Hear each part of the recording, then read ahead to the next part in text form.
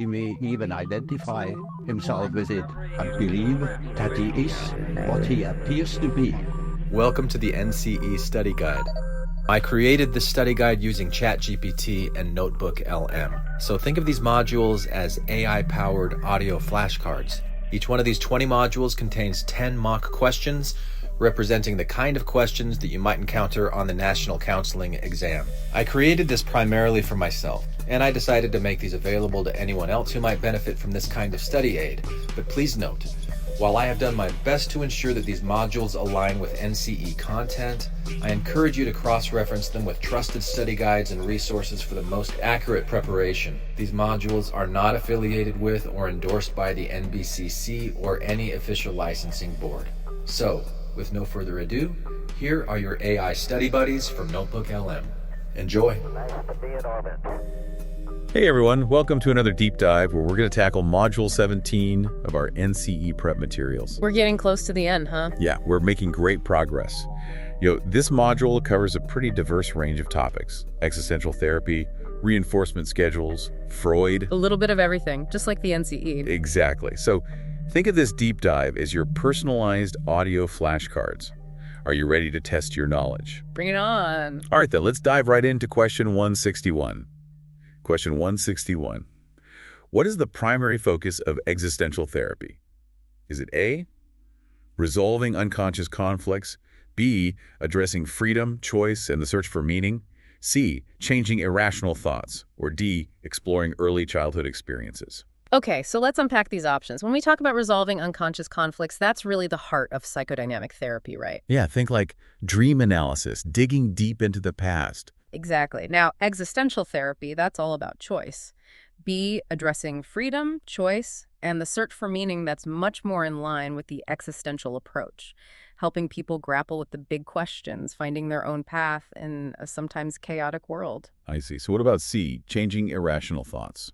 Well, that's where cognitive therapies like CBT come in. They're focused on identifying and challenging those unhelpful thought patterns. And D, exploring early childhood experiences. Again, that's more aligned with psychodynamic therapy. Those early experiences are seen as shaping who we are today, contributing to our current struggles. Okay, so just to make sure I got this, the question is asking about the core focus of existential therapy. That's right, and the answer is B, addressing freedom, choice, and the search for meaning.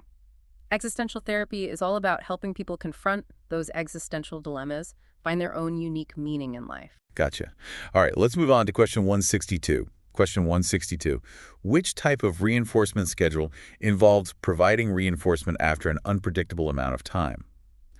Is it A, fixed interval, B, fixed ratio, C, variable interval, or D, variable ratio?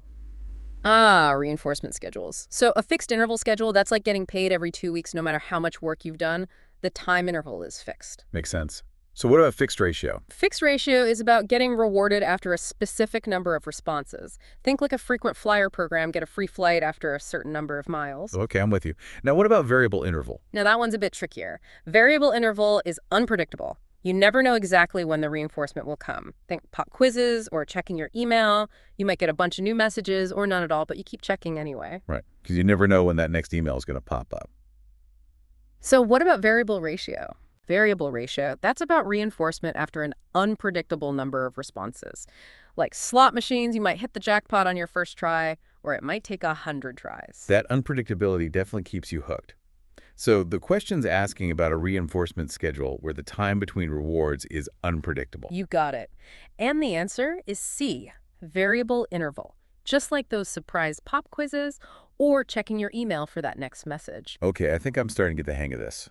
Let's move on to question 163. Question 163. In Freud's psychosexual stages, which stage is associated with the development of social and intellectual skills? Is it A, oral stage, B, phallic stage, C, latency stage, or D, genital stage? Freud's psychosexual stage is always a fun topic. Good. All right, let's start with the oral stage. That's from birth to about 18 months. All about those mouth-centered pleasures, sucking, biting, exploring the world through taste. Yeah, they really do love to put everything in their mouths at that age. Right, and the focus is on developing trust and dependency. Makes sense. So what's the phallic stage all about? Phallic stage typically happens between ages 3 and 6. That's when kids become more aware of their genitals, and they're working through those Oedipus and Electra complexes, those early feelings of attraction towards the opposite sex parent. Those can be some tricky years for parents, for sure. Definitely. Now, the latency stage, that's roughly from age 6 to puberty, it's a bit of a breather, really. Those sexual urges get kind of repressed, and the focus shifts to developing social skills, building friendships, mastering intellectual pursuits. So it's like a time for laying the groundwork for those adult roles and relationships. Exactly. And then finally, we reach the genital stage, starting in puberty.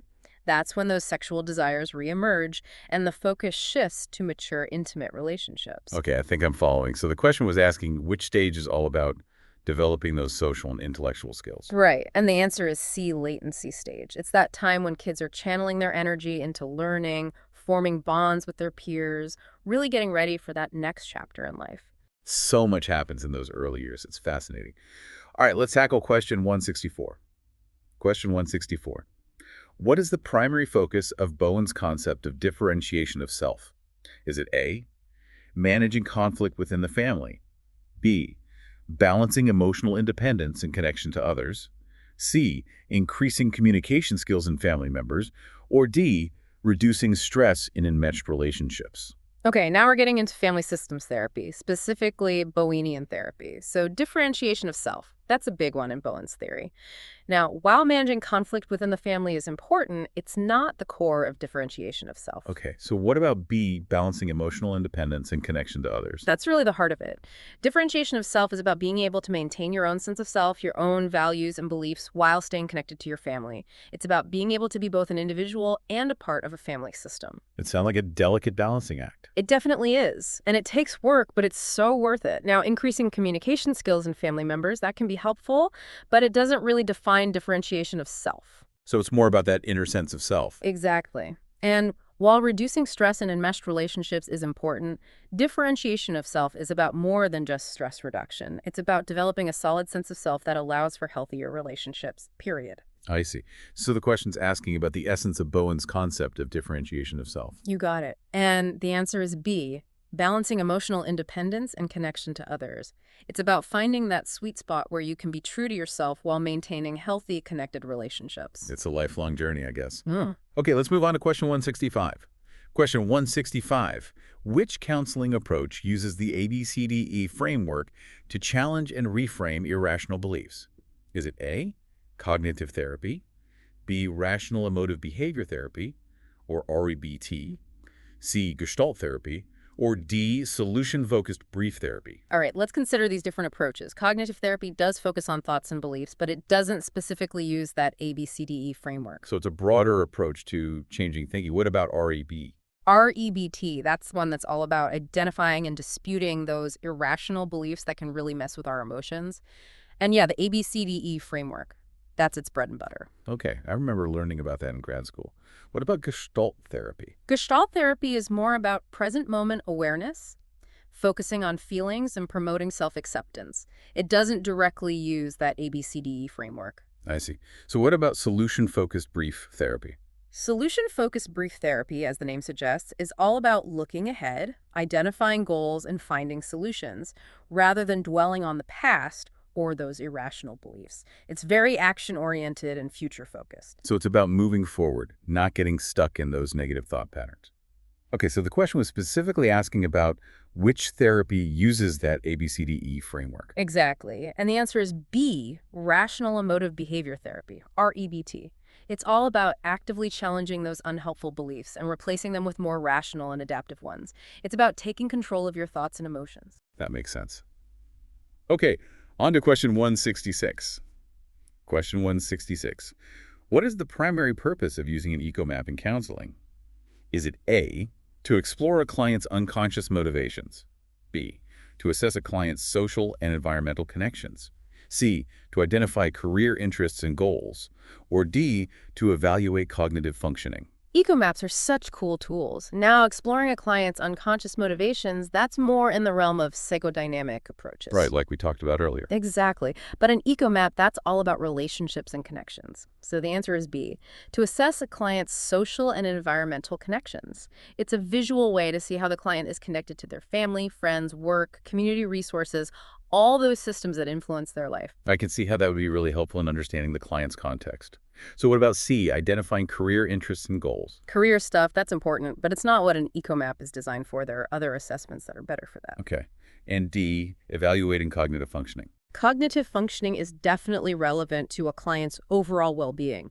But again, an eco map is all about those social and environmental connections. Gotcha. So just to recap, the question was asking about the main reason we use eco maps in counseling. Exactly. And the answer is B, to assess a client's social and environmental connections. It's about understanding that web of relationships and systems that impacts a client's life. Okay, I'm getting a clear picture of how eco maps work. Let's move on to question 167. Question 167. Which of the following is an example of secondary prevention in mental health? Is it A, campaign to reduce stigma around mental illness? B, crisis counseling for individuals after a traumatic event? C, a rehabilitation program for individuals recovering from addiction? Or D, a public workshop on coping strategies? Okay, let's break down these prevention strategies. A campaign to reduce stigma around mental illness, that's a great example of primary prevention. Right, because it's trying to prevent problems from developing in the first place. Exactly. It's about creating a more supportive environment. Now, crisis counseling after a traumatic event, that falls under secondary prevention. So that's intervening early when someone was already experiencing distress. Exactly. It's about preventing things from escalating and leading to more serious long-term problems. Okay. What about option C, a rehabilitation program for individuals recovering from addiction? That would be tertiary prevention. That's about focusing on folks who already have a diagnosis, helping them manage their condition and prevent relapse. And D, a public workshop on coping strategies. That's another example of primary prevention. Teaching coping skills can help people build resilience so they're better equipped to handle challenges when they come up. So just to recap, the question was asking specifically about an example of secondary prevention. That's right. And the answer is B, crisis counseling for individuals after a traumatic event. It's about providing that immediate support, helping folks navigate those early stages of a crisis. This is helpful for distinguishing those different levels of prevention. Okay, let's move on to question 168. Question 168. What is a primary goal of cognitive behavioral therapy, CBT? Is it A, exploring unconscious conflicts? B, changing automatic negative thoughts and behaviors? C, developing insight into emotional processes? Or D, enhancing self-actualization? All right, CBT, that's a very action-oriented therapy. So exploring unconscious conflicts, that's more psychodynamic therapy, not CDT. Right, CBT is much more focused on what's happening right now. Exactly. Those thoughts and behaviors that are maintaining the problem. Now, B, changing automatic negative thoughts and behaviors, that's right on the money. That's what CBT is all about. So it's about recognizing those unhelpful thought patterns and learning to challenge and change them. Exactly. Now, developing insight into emotional processes is definitely important, but it's not the main goal of CBT. CBT is more about taking action to change those thoughts and behaviors. Okay, I'm with you. And D, enhancing self-actualization. Self-actualization, that's a key concept in humanistic therapies, but it's not the central focus of CBT. So just to be sure I've got it, the question was asking about the core goal of CBT. That's right. And the answer is B, changing automatic negative thoughts and behaviors. CBT is all about giving people the tools to change those patterns that are keeping them stuck. It's about empowering people to take control of their thinking and behavior. All right, question 169. Question 169. What is the term for a counselor's ability to understand a client's experiences and feelings from the client's perspective? Is it A, sympathy, B, empathy, C, congruence, or D, reflection? This is such an important part of building a strong therapeutic relationship. So sympathy, that's about feeling sorry for someone, but it doesn't necessarily mean you truly understand their perspective. It's more like feeling compassion from a distance. Yeah, exactly. Now, empathy, that's what we're looking for here. It's about putting yourself in the client's shoes, feeling what they're feeling, seeing the world through their eyes. It's about connecting on a deeper level. Oh. So what about congruence? Congruence is about being genuine and authentic as a therapist. It's about being real with the client, so they feel like they're connecting with a human being, not just a professional. That makes sense. And what about reflection? Reflection is a key counseling skill where you reflect back the client's feelings and thoughts to help them gain clarity, like holding up a mirror to their experience. I use that one all the time. Okay, so just to summarize, the question was asking about that ability to really understand the client's experience from their point of view. Exactly. And the answer is B, empathy. It's the foundation of a strong therapeutic relationship and absolutely essential for effective counseling. Agreed. Empathy is powerful. Okay, we've got one more question for this part of our deep dive. Here goes question 170. Question 170. In research, what does the term internal validity refer to? Is it A, the ability to generalize findings to other populations? B, the accuracy of measuring what the study intended to measure? C, the extent to which results are caused by the independent variable? Or D, the consistency of results across different studies? All right, time to put on our researcher hats. So the ability to generalize findings to other populations, that's actually external validity. It's about whether the results of the study apply to a larger group of people. So it's about whether those findings hold true in the real world. Exactly. Now, B, the accuracy of measuring what the study intended to measure, that's validity in general. Okay, that's a broader concept.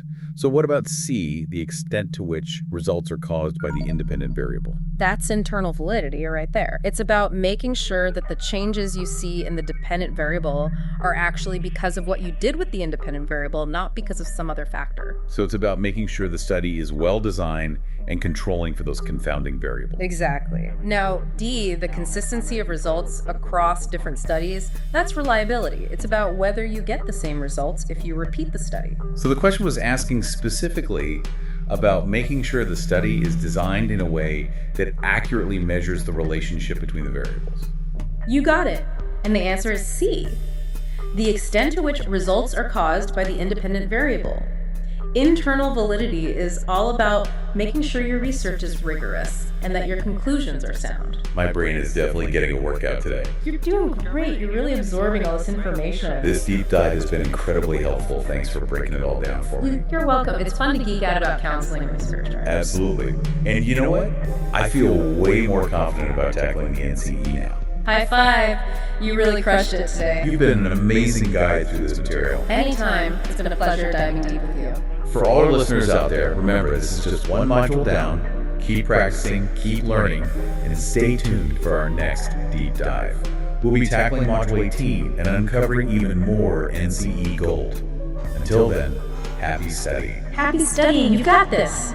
2, 3. Nice to be in orbit.